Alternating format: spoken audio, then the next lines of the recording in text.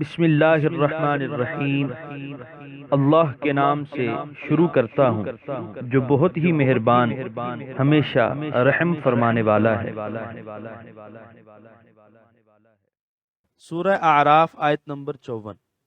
ان ربکم اللہ الذی خلق السماوات والارض فی 6 ایام ثم استوى علی العرش یغشی اللیل النہار یطلبه حثیثا والشمس والقمر والنجوم مسخرات بأمرہ الا له الخلق والامر تبارک اللہ رب العالمین۔ ترجمہ: بلا شبہ تمہارا رب اللہ ہے جس نے پیدا فرمایا آسمانوں اور زمین کو 6 دنوں میں، پھر متمکن ہوا عرش پر جیسے اسے زیبا ہے، ڈھانکتا ہے رات سے دن کو، درا حال یہ کہ طلب کرتا ہے دن رات کو تیزی سے، اور پیدا فرمایا سورج اور چاند اور ستاروں کو، وہ سب پابند ہیں اس کے حکم کے، سن لو اسی کے لیے خاص ہے پیدا کرنا اور حکم دینا، بڑی برکت والا ہے اللہ تعالی جو مرتبہ کمال تک پہنچانے والا ہے سارے جہانوں کو۔ سورہ اعراف آیت نمبر 54 کے پہلے حصے کی تفسیر۔ قیامت کے دن پیش آنے والے عبرت انگیز اور سبق آموز واقعات بیان کرنے کے بعد اب پھر توحید باری کے روشن دلائل پیش فرمائے جا رہے ہیں۔ عام طور پر صبح سے لے کر شام تک کے وقت کو یوم یعنی دن کہا جاتا ہے، لیکن یہاں اس وقت کا ذکر ہو رہا ہے جبکہ نہ سورج تھا اور نہ صبح و شام کا وجود تھا، اس لیے آیت کریمہ میں یوم سے مراد مطلق وقت ہے، اور لفظ یوم کا اطلاق اس معنی میں عموماً ہوتا رہتا ہے۔ چنانچہ علامہ راغب اصفہانی لکھتے ہیں، حضرت ابن عباس رضی اللہ عنہما نے فرمایا کہ آیت میں یوم سے مراد وقت کی وہ مقدار ہے جو ہمارے 1000 سال کے برابر ہے۔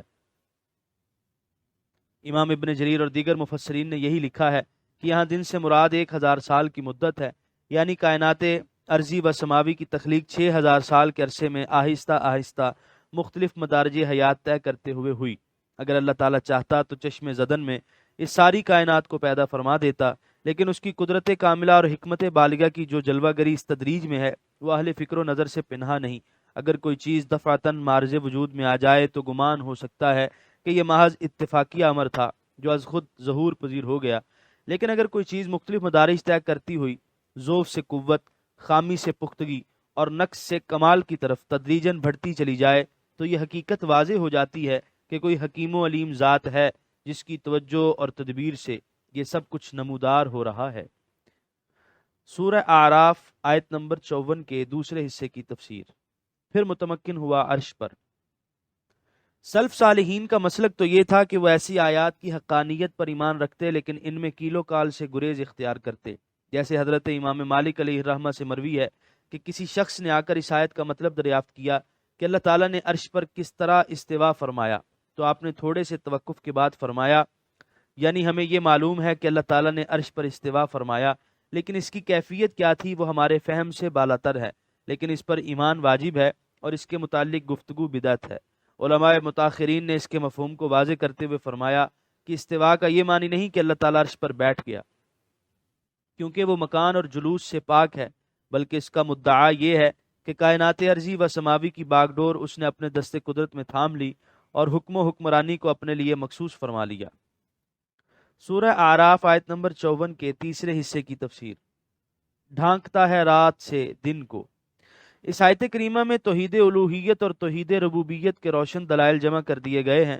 کائنات سماوی اور ارضی کی تدریجی تخلیق اور انہیں مختلف ادوار سے گزار کر مرتبہ کمال تک پہنچانا۔ نمبر 2، تخت حکومت و مسند تدبیر و جہاں بانی پر متمکن ہو کر زمام اختیار اپنے دست قدرت میں رکھنا۔ نمبر 3، دن جو کاروبار کی ہنگامہ آرائیوں اور تلاش معاش کے لیے جد و جہد کے لیے ہے، اور رات جو سکون و آرام کے لیے ہے، ان کا باہم یوں تسلسل قائم کر دینا کہ یکے بعد دیگرے بلا توقف ان کا ورود ہوتا رہے۔ نمبر 4، چھوٹے بڑے تمام اجرام فلکیہ، سورج، چاند، ستاروں وغیرہ کا اس کے حکم کا پابند ہونا۔ نمبر 5، خلق و امر کا یکتا مالک و مختار ہونا۔ یہ تمام ایسی باتیں ہیں جو اللہ تعالیٰ کی ذات اقدس و اطہر سے مختص ہیں اور کوئی دوسرا ان میں سے کوئی چیز اپنے لیے ثابت نہیں کر سکتا۔ تو جب ہر چیز اس کی پیدا کردہ ہے اور اس کے حکم کے سامنے بے چون و چرا صرف گندہ ہے، تو کوئی عقل مند یہ کیوں کر گوارا کر سکتا ہے کہ ان چیزوں میں سے کسی کو اپنا خدا اور معبود بنا لے، خواہ وہ چیز کتنی ہی بڑی پرہیبت، عظیم الشان اور مفید ہو۔ سورہ اعراف آیت نمبر 54 کے بقیہ حصے کی تفسیر۔ سن لو، اسی کے لیے خاص ہے پیدا کرنا اور حکم دینا۔ الخلق سے مراد پیدا کرنا ہے، اور الامر سے مراد ان کی تدبیر کرنا اور ان کے لیے تکوینی اور تشریعی احکام صادر کرنا۔ اس مختصر سے جملے میں تخلیق کائنات کے متعلق تمام غلط نظریات کا بطلان کر دیا۔ بعض فلسفی سرے سے وجود باری کے قائل نہیں، ان کا خیال ہے کہ ساری کائنات خود بخود عدم سے وجود میں آ گئی۔ بعض وجود باری کے قائل تو ہیں لیکن مادے کو قدیم مانتے ہیں، اللہ تعالیٰ نے صرف اس کے اجزاء میں جوڑ توڑ سے مختلف اشیاء پیدا کر دیں۔ اور بعض کی رائے یہ ہے کہ ہر چیز کا خالق تو وہ ہے، لیکن ان کو پیدا کر دینے کے بعد اب اس کائنات سے کوئی سروکار نہیں رہا، وہ گوشہ عزلت میں ہر چیز سے بے خبر اور بے اختیار بیٹھا ہے۔ قرآن نے اعلان کیا کہ خالق بھی وہی ہے اور حاکم بھی وہی ہے، اسی کے اذن سے کوئی چیز نیست سے ہست ہوتی ہے اور اس کے حکم کے بغیر پتہ تک نہیں ہلتا۔ صوفیاء کرام قدست اسرارہم کے نزدیک خلق سے مراد عالم جسمانیات ہے، یعنی عرش و کرسی، زمین و آسمان اور ان میں جو کچھ ہے، اور الامر سے مراد عالم مجردات یعنی قلب، روح، خفی اور اخفا وغیرہ جو عرش سے بھی ماورا ہے۔ انہیں عالم امر کہنے کی وجہ یہ ہے کہ انہیں مادے کے بغیر محض امر کن سے پیدا کیا گیا ہے۔ تفسیر مظہری۔ سورہ اعراف آیت نمبر 55۔ ادعوا ربکم تضرعا وخفیہ انہ لا يحب المعتدین۔ ترجمہ: دعا کرو اپنے رب سے گڑ گڑاتے ہوئے اور آہستہ آہستہ، بے شک اللہ نہیں دوست رکھتا حد سے بڑھنے والوں کو۔ سورہ اعراف آیت نمبر 55 کی تفسیر۔ اعتداء کہتے ہیں حد سے تجاوز کرنے کو۔ یہاں اس دعا کرنے والے کو معتدی، حد سے تجاوز کرنے والا کہا گیا جو ایسے امور کے لیے دعا کرے جو عقلاً یا شرعاً ممنوع ہو، مثلا نبوت کے مرتبے تک رسائی کی دعا، کسی حرام چیز کے لیے دعا، یا مسلمانوں کے حق میں بد دعا، یا آداب دعا کو جو نظر انداز کرتے۔ سورہ اعراف آیت نمبر 56۔ وَلَا تُفْسِدُوا فِي الْأَرْضِ بَعْدَ إِصْلَاحِهَا وَادْعُوهُ خَوْفًا وَطَمَعًا إِنَّ رَحْمَتَ اللَّهِ قَرِيبٌ مِّنَ الْمُحْسِنِينَ۔ ترجمہ: اور نہ فساد پھیلاؤ زمین میں اس کی اصلاح کے بعد، اور دعا مانگو اس سے ڈرتے ہوئے اور امید کرتے ہوئے، بے شک اللہ کی رحمت قریب ہے نیکوکاروں سے۔ سورہ اعراف آیت نمبر 56 کی تفسیر۔ ہر قسم کی فساد انگیزی سے منع فرمایا جا رہا ہے۔ چشموں کو بند کرنا، نہروں کو توڑ پھوڑ دینا، باغات کو اکھاڑ دینا، کھیتوں کو اجاڑ دینا، کارخانوں کو برباد کر دینا، تجارت و صنعت میں دھوکہ بازی کرنا، حکومت وقت کے خلاف بلا وجہ سازشیں کرنا، غرض یہ کہ ہر قسم کی تخریبی کارروائی جس سے ملک کی معاشی اور اقتصادی خوشحالی متاثر ہو یا اس کے سیاسی استحکام کو نقصان پہنچے۔ اسی طرح عقائد حقہ میں کجی، احکام شرعی میں اپنی اغراض کے لیے تحریف، غیر اسلامی عادات و اطوار کو اپنانا، اسلامی تہذیب و تمدن کو چھوڑ کر غیر اسلامی تہذیب اور ملحدانہ تمدن کو اختیار کرنا، یہ سب ممنوع ہے، اور یہ دونوں قسمیں قرآن کی اصطلاح میں فساد فی الارض کے عنوان کے نیچے مندرج ہیں۔ سورہ اعراف آیت نمبر 56 کے بقیہ حصے کی تفسیر۔ بے شک اللہ کی رحمت قریب ہے نیکوکاروں سے۔ دعا مانگنے میں عز و نیاز مندی اور ریا و نمود سے اجتناب کے ساتھ ساتھ یہ بھی ضروری ہے کہ دعا مانگنے والے پر خوف و رجا کی کیفیت طاری ہو۔ اگر ایک طرف اسے اپنی کوتاہیوں اور خطاؤں کا فکر ہر وقت دامنگیر ہو، تو دوسری طرف اللہ تعالیٰ کی رحمت واسعہ سے اس کی آس اور امید بندھی ہوئی ہو۔ یہ فرما کر دستے دعا پھیلانے والے کو یقین دلا دیا کہ اگر تم اطاعت گزار اور فرما بردار رہو تو تمہیں خالی ہاتھ واپس نہیں لوٹایا جائے گا، بلکہ رحمت خداوندی اپنی بخشش و مغفرت اور قبولیت و عنایت سے تمہیں سرفراز فرمائے گی۔ یہاں ایک چیز غور طلب ہے، لفظ رحمہ ان کا اسم ہے اور قریب اس کی خبر، اور نحو کا قاعدہ ہے کہ تذکیر و تانیث میں اسم و خبر میں موافقت ہونی چاہیے، لیکن یہاں رحمت اسم مؤنث ہے اور قریب خبر مذکر ہے۔